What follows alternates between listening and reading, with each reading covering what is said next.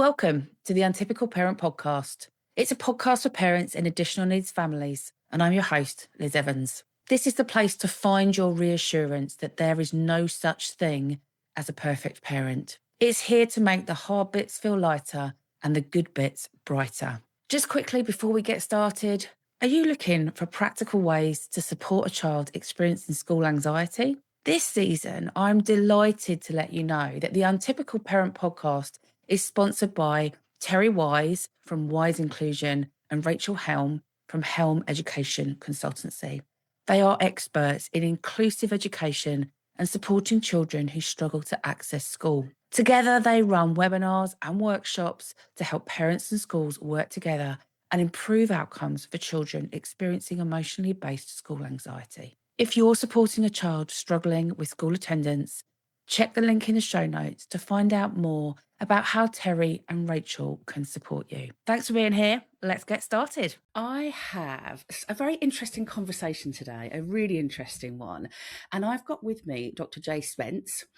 And he's part of a company. I've written it down, Jay, because with my dyslexia, I couldn't get it into my head what it was called. So it's called Evro AI. Nailed it. Oh, good start. Okay, I've got it right. I've read it right. I've said it right. Great. Okay.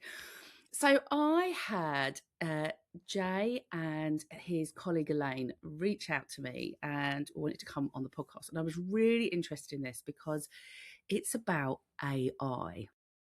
Now, love it or hate it, it's kind of here to stay. We know that it's here. And I was so interested in what Jay and Elaine were doing because it was very specific towards neurodivergent people.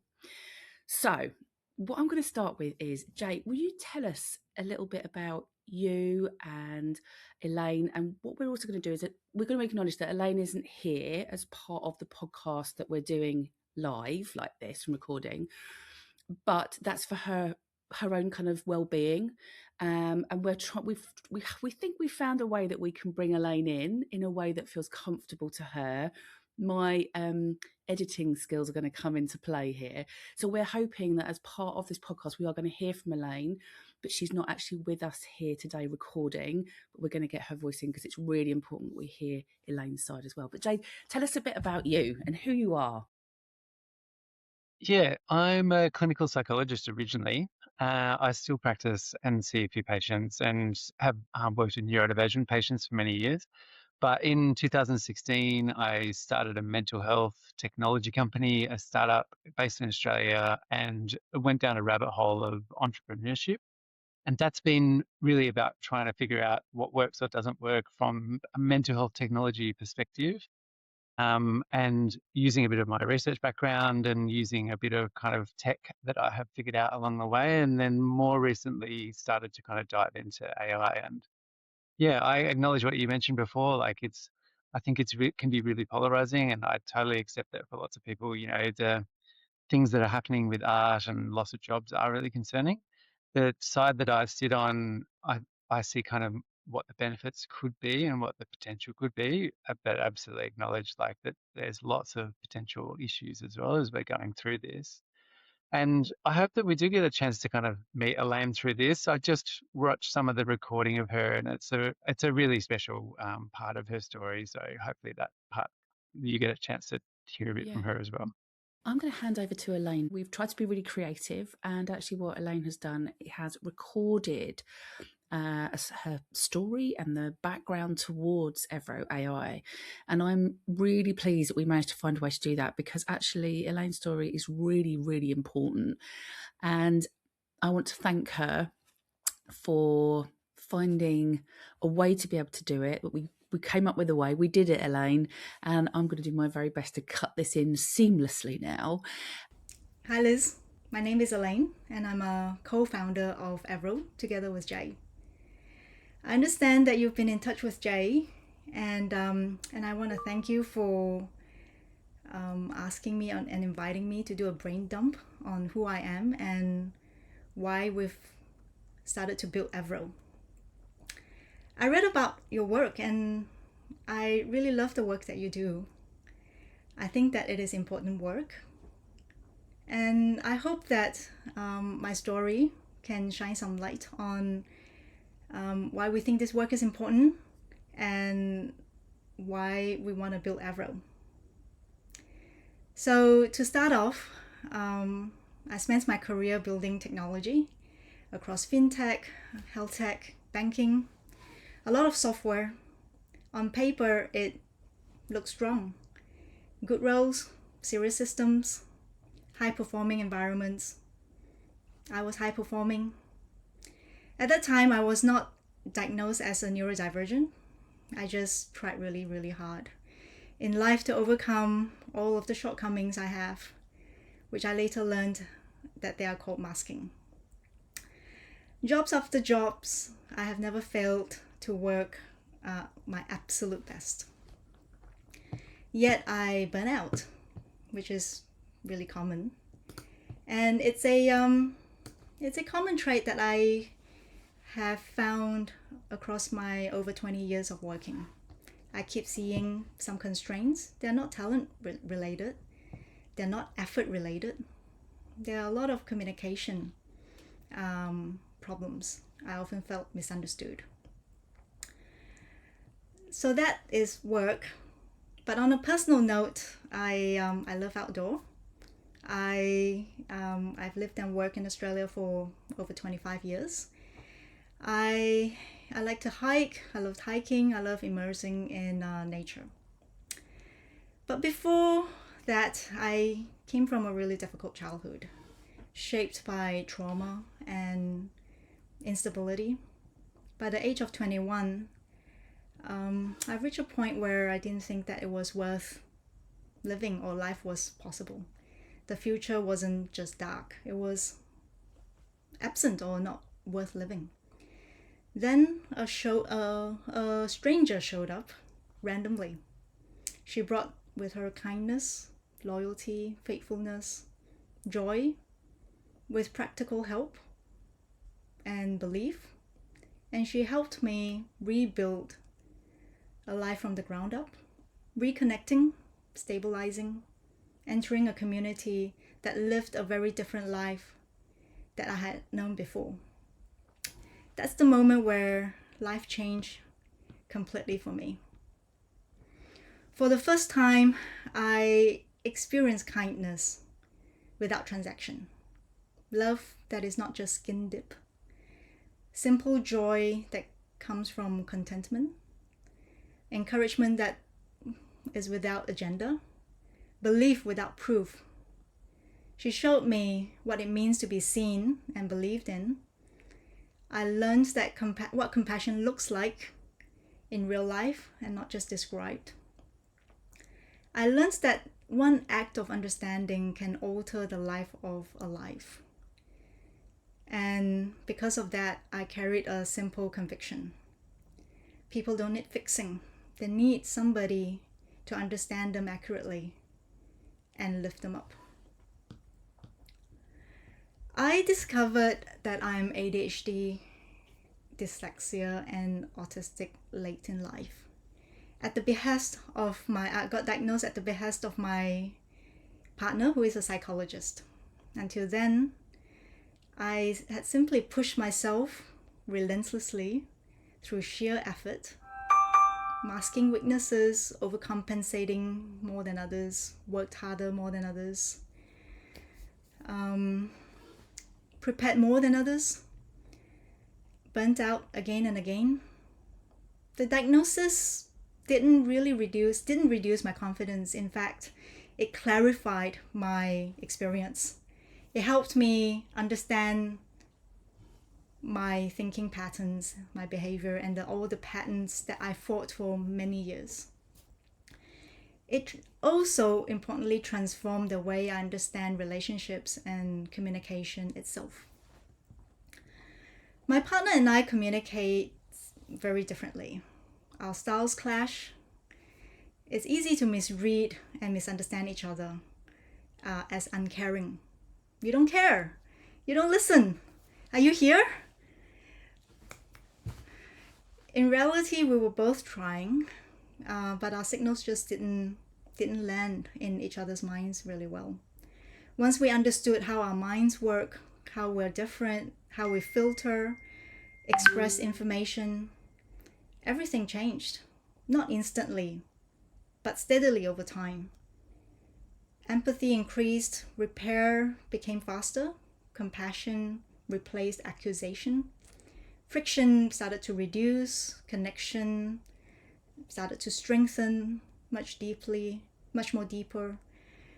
Not because either of us has changed that much, but because we learned how to meet each other better in the middle. I then looked back at my relationship with my mom through the same lens.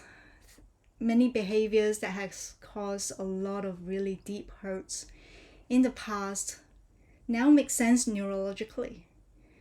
Misinterpretation that created a lot of hurt, where her behavior was difficult to understand, where her struggles had been mistaken as indifference, lacking love, where her limitation was misread as neglect, selfish, self-centered. That reframing and now thinking of her behavior through the lens of autism brought grief and also enormous healing. Now I'll explain why grief, but let me explain the healing. I can now see that as an autistic through behavior where her love is expressed in another way that I didn't get before, and now I do. Grief for the time that we lost, that I could have understood her better and built better relationships. But healing now because I see her through a totally different lens. This is how much pain, misunderstanding can manufacture across a lifetime. This realization brought a powerful lesson to me, which is most relationships are damaged not because of bad intent, but it was caused by a misunderstood difference. I see, because of the relationship or my experience with family and with my partner, I see the same pattern playing out in organization, workplace after workplace. I observe the same recurring situation where senior leaders believe that they gave a clear direction, but their team left with 5 different interpretations. High performer speaks directly to move things forward, but were interpreted as being aggressive. A thoughtful contributor stays quiet to be precise, but was judged to be disengaged or non-performing. And feedback intended to support was received as criticism. This happens a lot. Silence intended to respect was read as resistance. We speak the same language, the same English language, but we fail to understand each other because of upbringing, cultural differences, religious differences, communication style differences, working style differences, all sort of differences. But research consistently shows that misalignment rarely comes from missing information. Escalation rarely comes from bad intent. It comes from assumptions mismatched, partial understanding, and defensive interpretation. But our modern workplace still relies on human manually guessing how and what another human being tried to say, under time pressure, under cognitive load, and emotional stakes. This is why Jay and I want to build Evro. Our mission is to help build human potential through shared understanding by facilitating alignment and understanding. Because differences is not the enemy of performance. Misunderstood difference is. We're starting with online meetings because meetings are where alignment can either be built or damaged. Designed by psychologists, because Jay is a psychologist, Evro is not a simple AI note taker. It is a communication assistant specialist. It then analyzes how messages land in online meetings, where clarity drops or where cues were missed, where improvements can be personalized. It provides highly researched guidance on how to improve influence, alignment, comprehension, how to understand certain behaviors. We tailor these guidance according to different communication styles and cognitive preference. Instead of asking people to be someone else, we want to help them to be more effective, to be who they are, while making it easier for others to understand them. This is the first step. The future that we build towards is one where technology, AI, and evidence-based frameworks can support mutual understanding in real time, where communication doesn't have to be perfect to be effective, where teams can recover faster from misalignment or misunderstanding, where emotional maturity is supported, not assumed, where fewer relationships fail or fracture under preventable misunderstanding.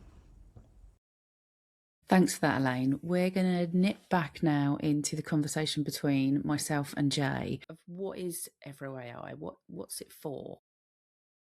Yeah, Avro AI is a tool that sits next to a meeting, a virtual meeting, a bit like the one that we're having now.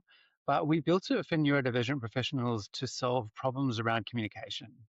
So Elaine is neurodivergent herself, and I'm neurotypical, although I think my wife would argue with you about that and ADHD symptoms, but we'll leave that out of it for now. Yeah. And so the app itself was really kind of born out of lots of conversations that I had with Elaine over the years. Elaine, being neurodivergent, would often like to kind of pin me down at parties and talk about work stuff for many, many hours. And I loved doing that as well. And through lots of those conversations, it became really clear that Elaine's passion is all about solving big things, and she really wanted to solve communication. And we would often get into these big chats about how do we fix this. I would talk about teams that I was working in because I was working as a consultant for the last couple of years, and we would kind of like break down situations where a project didn't land or friction emerged or things that we thought were kind of solvable tended to just kind of spiral. And we were looking at it specifically through a perspective of like, okay, how can we fix this? And we went round and round for a long time until AI came along. And then we saw the power that it did have to be able to intelligently think about communication in a way that we hadn't seen previous technology be able to. The key of it was really starting to see that this moment that AI was presenting us was potentially a way to be able to take all of our individual communication and biases, the lens through which we see the world, and the history that we bring into a conversation like this, and the same thing on the other person's side, understand that person's biases, history, nuances, character, personality, all of these factors, because AI is capable of holding so much of that information at the same time. It started to kind of show us that there was this way of potentially seeing things much more objectively. It could kind of almost hold this central space of saying, I understand, Liz, what your background is, and I understand, Jade, what your background is. And I can help the two of you to communicate because it would know what your background biases are, what knows what my biases are, and it can start to help us to say, all right, if you want something to land really well with Liz, say it like this. If you want something to land really well with Jay, say it like this. And so that's what the tech does. It's a meeting assistant. It sits next to a meeting and it uses some pretty sophisticated AI that I don't know whether I even understand fully, although I think Elaine does, about how it can start to help us to communicate more effectively with each other.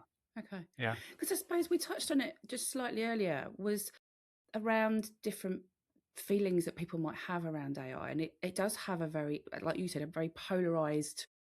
There's not many people that sit in the middle. They've either got a kind of a worry and a fear about it, or they're truly embracing it and going for it because it's been, brilliant for them. And I think I'm of the era of, Terminator.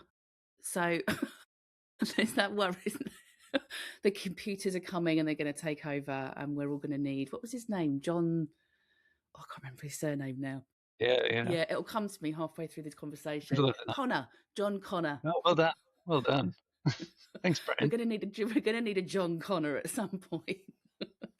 But I think when I was looking into this, because this really interests me, because I use AI a lot as being dyslexic.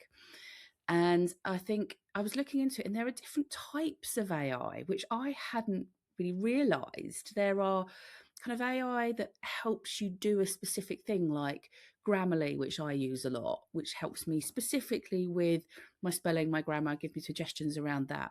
But then there's kind of this generative AI, which I think I'm getting right. And somebody might go to me, "You are talking rubbish," but this is my bit of understanding.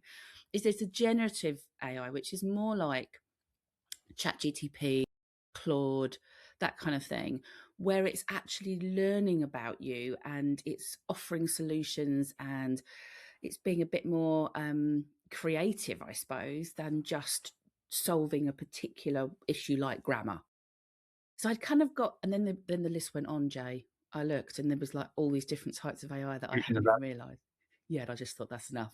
I've got two. I'll remember those two, but I'll remember the rest. I didn't go down that route. But I think as a dyslexic person, I get quite, I find it quite difficult because in the social media space that I work in, is that we have to write quite a lot. So, we're putting posts out, all that kind of thing. And there is a very strong feeling and a very vocal feeling that if you use AI to help you in those, people will tear you down for using AI. And I think it's how AI is used, isn't it? And this is the key. I suppose this is why I'm kind of wrapping back around in a very long way back to you. So Is I'm following. that that it's how you use the AI. Now, I agree. If you're going to use AI just to write something and you've not thought about it and you've just said, write me think this, and it's just spat something out, and actually it's not you, then okay, I can kind of see where they're coming from. But if you're someone like me who's dyslexic, I write it and then say to AI, can you help make sense of what I've just written? Because if I do it in Word, Word will go, what? It doesn't even recognize some of the words. So AI for me has given me a voice on paper that I never had before, which has been massive for me. And I suppose what I'm really interested about with what you've created, Jay, is that this is potentially making life easier for neurodivergent people. And that could be, I have a lot of parents that listen. So it could be parents in meetings, the amount of meetings that we have to go into as parents when you're neurodivergent, and possibly sometimes you're a parent on your own with a multidisciplinary team meeting with many different professionals. That's terrifying for some parents. And then being neurodivergent on top of that is even more difficult. So I suppose that's what really interested me in what you're doing. Kind of at what stage are you at, Jay, with this development? Are you out there doing it, or is it on its way? We have just released an early version, and so we would love it if any of your listeners are interested in being part of the early adopter group. Please get in touch, and I'm sure it'll be in the show notes. Yeah, we'll But put that in the show notes. we also kind of saw it as something that levels the playing field as well. So I absolutely could see ways in which it could be problematic for people, and definitely there's uses of AI which I think can be very risky. But I think that the potential side of this as well is a lot around, a lot of people similar to what you were talking about have found ways to make it theirs, and also theirs in a way where it's giving them some sense of a seat at the table or a new way of communicating or opening a door that was previously not open to them. We had found a whole bunch of people who were in some of our early groups of users who were taking a lot of meeting transcripts to prepare and using AI to analyze those meeting transcripts in order to prepare for the next meeting. And so they might take, 10 of their previous meetings, use AI to kind of analyze that and build up a script to be able to come into the next meeting and know what to say. And so they might have a meeting with Bill or Sarah or whoever it is. And if they've got 10 meetings before with Sarah, then you can prompt using ChatGPT to upload those transcripts and say, hey, here's my last 10 meetings. our meetings are, in a business that sells this or does that. Can you please give me some good ways of communicating? And what ChatGPT and some of these other LLM models can do is they're really good at taking apart all of those different transcripts and saying, okay, I understand this. This is the basics of your company. I understand what Sarah's trying to do. I understand what you're trying to do. Here's how you would phrase things with Sarah. If you want a win-win, which is both for you, for Sarah, and for the business that you're working in, here's how you would go about this. And that's kind of where the genesis came from for Evro AI, is we found that initially we saw Elaine was doing this, so she was prepping for her meetings in this way and using AI, and then coming back and saying, this is really helping me. This is helping me to express myself in a way I've never been able to before. This is helping me to not be so stressed when I'm coming into a meeting. Or sometimes for Elaine, she would come out of the meetings and not be sure, like, was that person frustrated? Did I miss some social cue? Did I phrase that badly? How did I come across?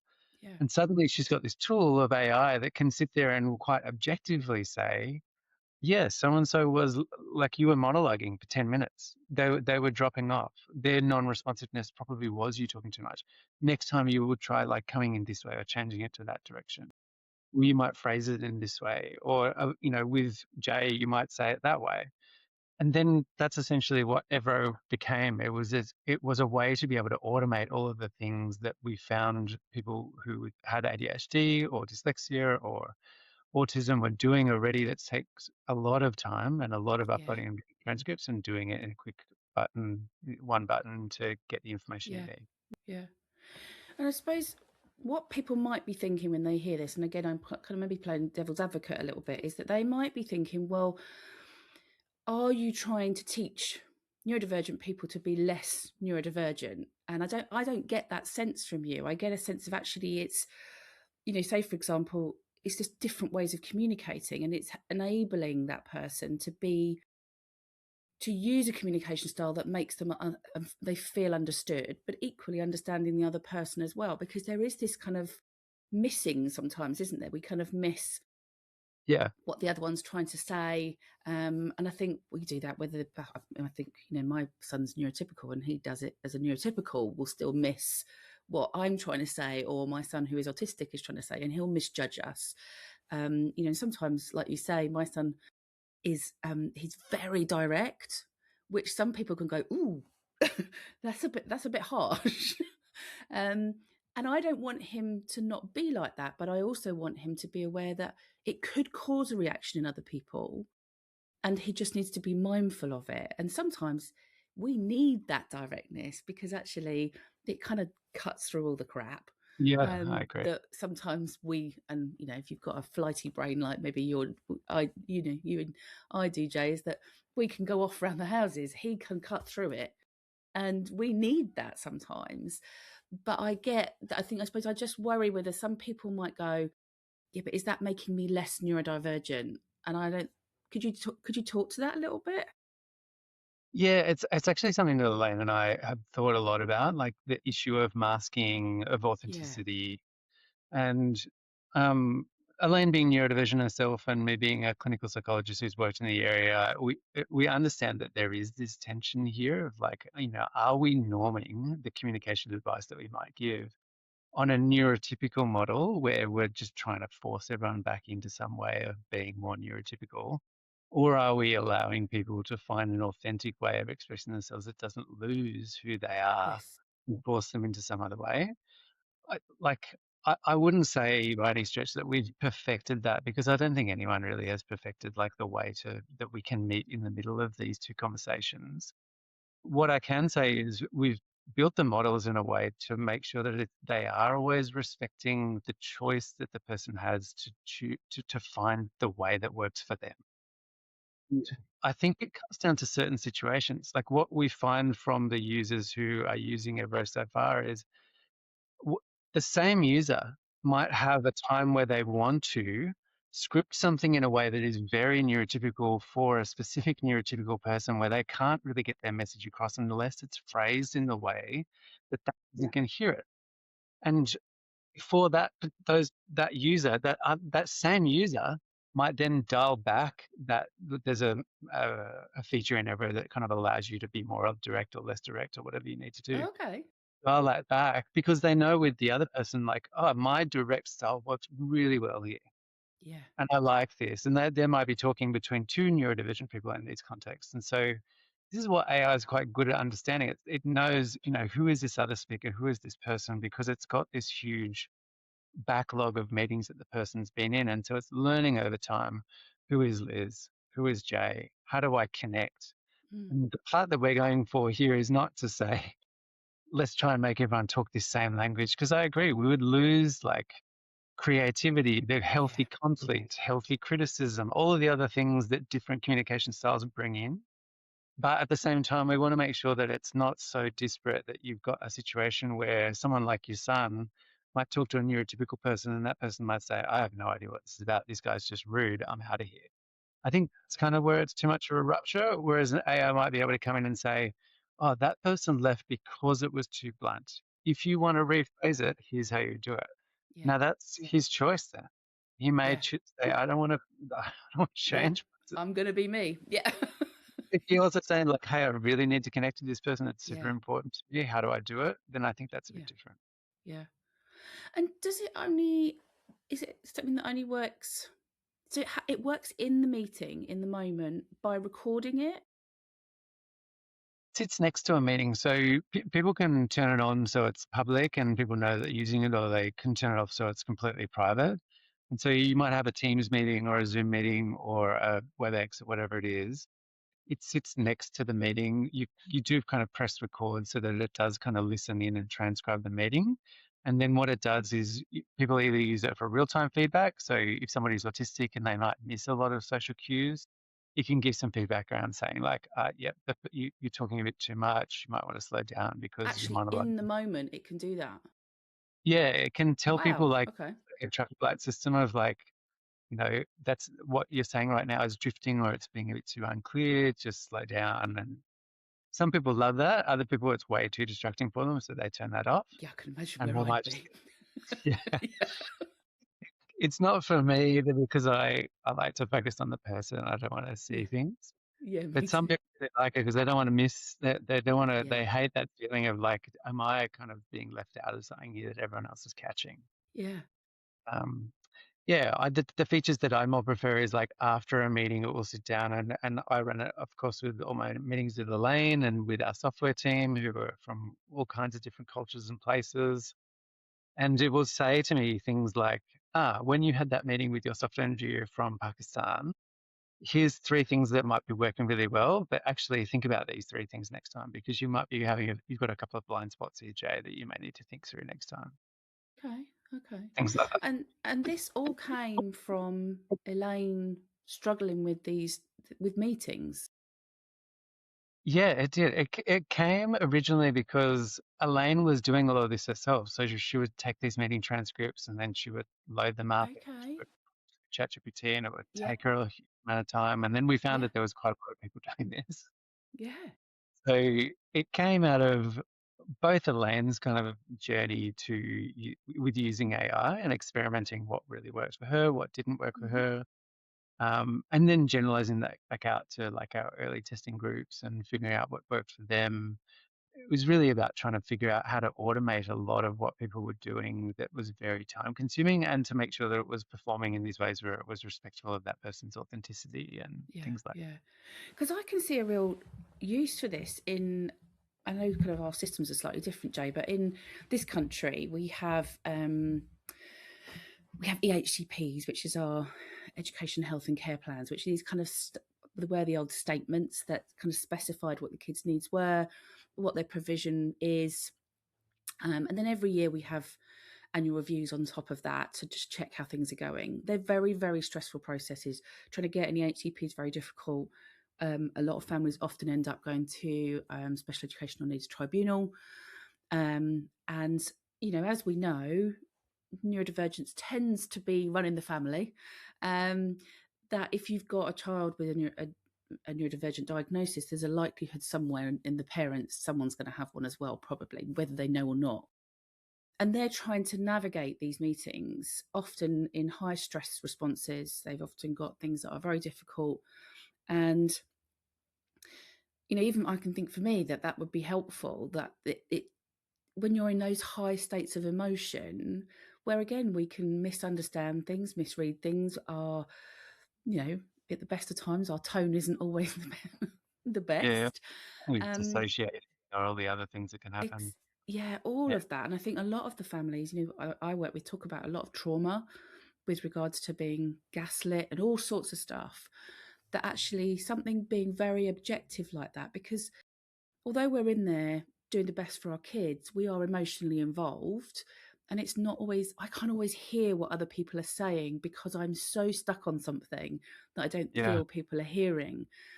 And I can see a real use for what you're talking about for parents in that capacity and in being in those meetings, um, as well as kind of in a work situation as well, with lots of parents still work as well. So to me, it's really interesting. I think it's a really interesting way of looking at using AI.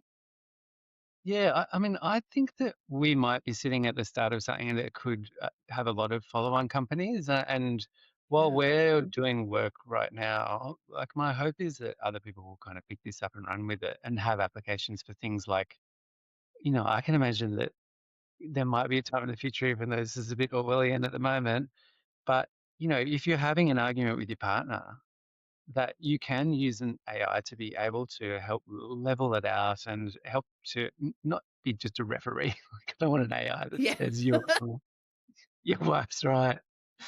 But if I've done years of couples counselling with my wife, and Yeah. one of the things I really loved about that process is my couples counsellor never told me or her who was right or wrong, which was pretty impressive. I'm sure I was right. I'm sure that's what she was Yeah. thinking. She she never said it. But what She she did thought in it, the Jay. Yeah. I'm sure Karen would say the same thing about her. But what she did an amazing job of was it wasn't her job to tell us who was right or wrong. It was her Yeah. job to help us to understand what were the biases, what's getting Yeah. triggered, how do you resolve it? And what I've seen in my profession in the world of therapy is if you said to me 3 years ago, there'll be an AI therapist out there doing therapy at the level of a good clinician, I would have said, that's no way. We'll be the end of the line. Thanks very much.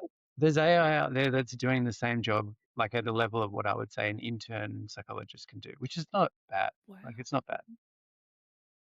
I wouldn't say it's great. It's not at the level of a great therapist, but it's in a short period of time, it's got to intern level.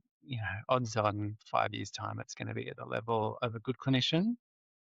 And so what that says to me is it can it can do what that couples counsel are doing. Like, there will be applications of AI that can sit down in the same way that a good couples counsellor will do. And if you have a fight with your partner, it's not going to say who's right, who's wrong, but will help both partners to understand and resolve.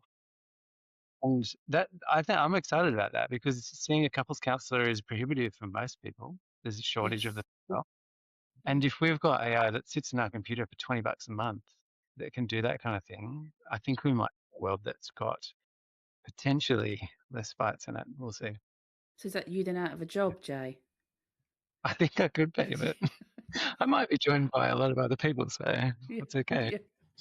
And I suppose what's interesting as well is I was thinking is even just the language, because a lot of parents, going into SEN, the world of SEN, which is special educational needs, is that the language and it's the acronyms and the education blows my brains, and probably the other way around. Health can blow people's brains with the acronyms and the short version of this, and again in meetings that's really difficult, isn't it? I think when people are firing stuff at you, you're maybe neurodivergent, overwhelmed by the situation, and we don't always have the voice to be able to say, I don't understand what you're talking about.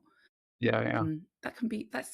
That takes a level of confidence and bravery to be able to do that in a meeting. And I just wonder again whether there's the background for that and AI and how that could be used. It could just be huge. I don't think you're going to be out of a job doing this one, Jay. Yeah, well, like, I think that the impact could be really big as well. And there's two levels to that one that I am personally excited about. Like, one of them is that I think we've all sat in a meeting where you can hear different parts of it almost. Like, we all take away something different. Yes. First generation meeting transcribers and note takers are actually really good at that. So like there's lots of free ones out there at the moment that can do the transcription, and they're like an accurate system of record. Like it can tell you who said what and when. I think that's what the first gen note takers were good at. I'm thinking that some of the second generations one, like Evro and, potentially like others that might come along, the next layer to that is almost like it's that thing where you can sit in a meeting, hear the same thing, both people can kind of quote almost verbatim what happened in that meeting. But our own backgrounds and biases mean that we can still misinterpret what's going on. Yes. And Yeah. that's the part that I'm really interested in, because as a psychologist, that's where I see lots and lots of breakdown in relationship occur. Yeah. Like Yeah. if I think about personal instances for me, I might have been in a workplace and, I'd had a difficult colleague and I go, oh gosh, this person's really bad. And like I'd be in these meetings and I'd hear things in a certain way and I'd perceive them as being adversarial. And then something might shift and then I'll come out on the other side and I'll see exactly the same behavior as the day before. But because of the shift that I've gone through and understanding that person, I can just perceive the same thing, go, it's not adversarial at all. Yeah. She's doing that because she's got this agenda over here that I didn't even know about. Yeah. And it's Yeah. that's the thing that I think that's the next layer. AI is Yeah. capable of doing some of these things now, which is really exciting to a psychologist Yeah. because it means you've got this way of helping people to see past their biases if they're open to hearing it. Yeah. Yeah. Yeah. This fascinates me. This really does fascinate me. And I think, so where you're at the moment, Jay, it's at this kind of, you're doing this testing. Is that what you're doing with it? You're running, so you're looking for people that would be interested to come and have a go with it and trial it. Yeah, so we've gone through the first rounds of testing like enough to know that it's safe. It's not going to do anything outrageous, and the same level of safety that you would expect from kind of a good AI tool. Now we've got into the next level where we've kind of built the first round of features. So the first round are the things that you would get in a normal meeting note taker. So it can do the summary, it can do the action items. And then we've just started to build out the first round of reporting. And so you click a button at the end of the meeting and it will start to give you a breakdown of like, okay, in your meeting with Liz, here's some things that went well from a communication perspective. Here's some things to think about for improvement for next time. And then if you and I were to have a few meetings, there's another option to kind of click another button and it will do the prep for the meeting. So say you're about to have a meeting with Liz. I read through your last 3 meetings. Here's what you might want to think about as your agenda, and here's how you might kind of want to phrase things with Liz. And like I said, there's ways to be able to configure that so it can be more looking at how that's going to work for you, or more kind of authentic to how I would like to phrase it myself. Yeah. Yeah, brilliant. And if people want to do that, we'll leave some notes in the comments for everybody so that they can find that. And then what happens after that, Jay? So you're doing this next bit. What's the kind of, where are you going next? Yeah. So like the process for us is really part of the mission. The mission is that Elaine and I would really like to help people to communicate better. Meeting note taker for us is a really great way to do it because it's something which we use every day. We're all in meetings constantly. We felt as though it was the right place to put a tool that for people that are really interested in communication or that might kind of have a lot of friction, or whether or not it's a problem or you might just want to improve, that it just felt like a natural place to start to put the tool up. But Yeah. the mission for us is to be able to take it to wherever we feel as though it's going to have an impact. We feel as though the right place to start is neurodivergent people because of Elaine's background experience. A lot of her kind of DNA and experience has gone into this, and a lot of my knowledge and expertise from working with neurodivergent clients. But I think it's going to need to be for both neurodivergent and neurotypical people eventually, because it's otherwise, we're just going to reinforce these stereotypes and differences between people. Eventually, I would really like to see it kind of being used by both sides. So it's kind of helping both neurodivergent people to understand how to communicate with others and neurotypical people to realize like there's a lot that could happen on the Yeah. neurotypical side to adapt to what's happening with the Yeah. neurodivergent person. Yeah. Yeah. Okay. So that sounds amazing. So what we'll do is we will leave all this information in the show notes. Is there anything that I have missed, Jay, that being a not very techie person around AI that you felt was really important that you wanted to bring. We're obviously going to see if we can edit in Elaine's voice into this as well, because I think that would be really great to hear from Elaine. So that might pop up somewhere, and might have already popped up if you've got to the end. It might already have popped up, and my computer genius has shone through, and I am doing a brilliant job and have done it. Is there anything, kind of just the last thing that you want to leave our listeners with, just to say, or leave them with at this moment? Yeah, look, I think my parting comment around this would be like, if AI is something that you feel really cautious about, um, while I do really understand that, I think that it's also important to try to understand it, and that there are ways to be able to kind of start to get across using tools in a really safe way, especially if you've got someone like yourself who's friendly and understands it, to be able to help you through like what it's capable of. Because I think it's a bit more than, the end of art and all the other things that are happening that are alarming. There are so many ways in which I'm seeing it help Elaine, help users. As I said, I still work with clients, and I've had clients who have come in like tears, like that they've been really emotional. This is my neurodivergent clients, mind you, who don't tend to do that very often, because they've found ways to use AI that work for them. Yeah. And they're seeing that there are things that never happened for them before about decoding or translating Mm. or expressing, that were off the table and are now Yeah. available. Yeah. Yeah. And I can really relate to that. I think, as I said before, with my writing, it's given me a voice on paper that I never had before and that I would always avoid. And actually now it's opened up another avenue for me, which wasn't there before. So I get very defensive at times of AI. Still, whilst thinking, oh my God, Terminator could be around the corner. I'm so impressed that you remember John Connor, by the way. That's I'm just amazing. good at it. It's because I like the motorbikes, I think. So I was quite into it, and I thought, yeah, Terminator. I love the Terminator movies. Anyway, I've got off. I've done quite well today. I've stayed on topic.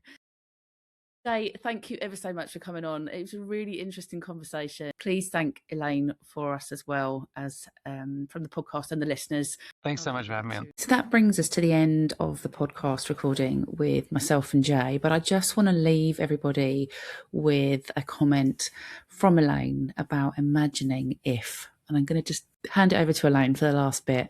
And I just want to thank everybody, Elaine included, and Jay. Thank you ever so much for being on the podcast. And I'm going to hand over to Elaine to take us out. Thanks, Elaine. Imagine a world where being different does not mean being misunderstood, where clarity is assisted or facilitated, where more people are able to contribute at their full capacity because they are truly understood. People get them. The vision is ambitious, the journey is long, the work is demanding, and values driven. And the outcome, hopefully measured in human potential unlocked or lives changed, is worth it. This is why I'm building Evro. I hope my story is one that can showcase why this work, we find this work important to us. And I would love to talk to you one time or one day and to share and understand the work you've been doing. And I think it would be wonderful to hear. Thanks, Liz. Just before you go, I just want to give you a quick reminder that if you want to follow me on Instagram, the podcast has its own Instagram page, the Untypical Parent Podcast. And if you fancy maybe being a podcast host, I also have an Instagram page for the Untypical Podcaster, supporting those of us who feel like we maybe don't quite fit the podcasting mold, but really fancy trying our hand at podcasting. Make sure to go and follow me on those, and I'll see you at the next episode.